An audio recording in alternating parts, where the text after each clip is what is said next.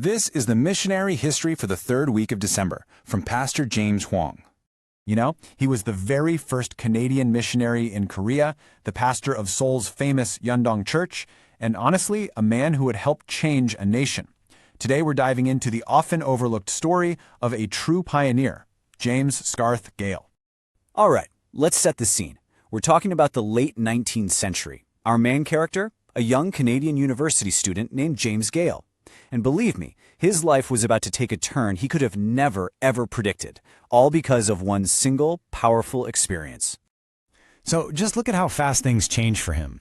He's born, goes to university, pretty standard stuff, right? But then, 1886, that's the year. He goes to this student conference and boom, it's like a switch flips. Just 2 years later, he's graduated and he's on a boat, sailing halfway across the world to a place they called Joseon. So what exactly happened at that conference? I mean, what could be so powerful? Well, you have to picture it. You've got 251 students from all over North America, all gathered together in Massachusetts, listening to the famous evangelist D.L. Moody. And the energy in that room was just electric, all centered around this one huge idea: the evangelization of the world in this generation. For James Gale, that wasn't just some catchy phrase. Nope. It was a direct call. It changed everything and pointed him straight toward Korea. But you know, that kind of intense inspiration, it's one thing. The reality he was about to face on the ground in Joseon, well, that was something else entirely. Okay, try to put yourself in his shoes for a second. You've just survived this incredibly long journey from Canada to Korea. You're finally here. But as you're making your way from the port city of Busan up to Seoul, you see something horrifying. The road is literally lined with the bodies of people who died from an epidemic. Can you even imagine? This was his welcome party. This was his shocking first glimpse of his new home. And get this, he was only 25 years old. 25! I mean, at an age when most of us are just trying to figure out our first real job, this young man finds himself in a completely foreign land, face to face with disease and death, a world away from everything and everyone he knew. So, faced with all that, what does he do? How do you even begin? Well, Gale's response was incredible. It wasn't just about faith, it was about sheer intellectual grit.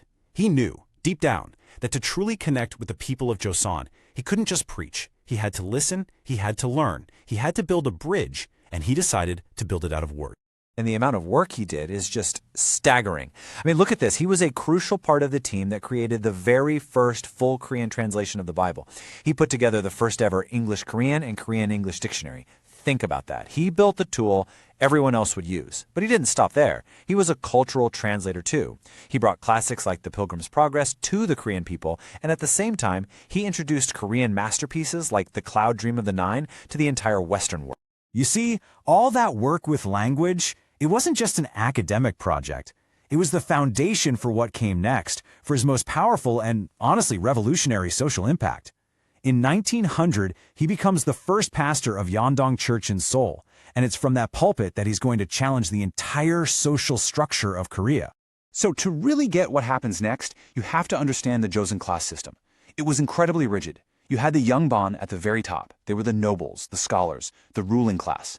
And then, way, way down at the bottom, you had the Chonmin. They were considered the lowborn, people who did jobs like butchering or leatherworking. And the wall between these two groups? It was hundreds of years old and seemed totally unbreakable. This is where the story gets really good. Gale, as the new pastor, needs to appoint the church's first elder. And who does he pick? A man named Go Chan-ik. His job? He was a leather worker, a Chenmin. Then he did it again, appointing another man from the same despised class.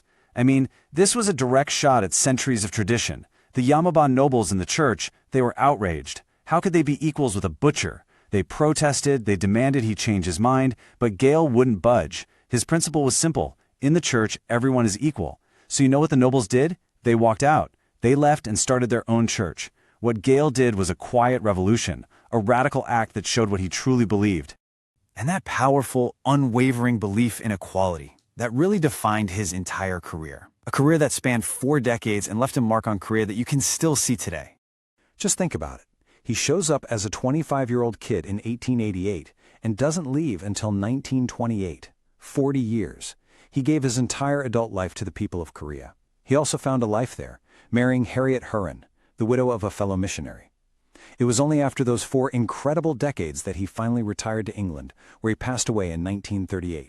And if you want an expert opinion on his legacy, look no further than Dr. Yu Young Sok from the University of Toronto. He puts it perfectly. Gale was the first Canadian missionary sent to Korea, a key figure in Korea's modernization. He wasn't just a missionary. He was a bridge between 2 worlds and a real agent of change right when Korea needed it most. Pastor James Huang, who served as a missionary to China and now ministers in Maryland, USA, is a researcher of Korean mission history. He shares his work weekly through his devotional, Remember and Repay 52 Weeks of Mission Meditation.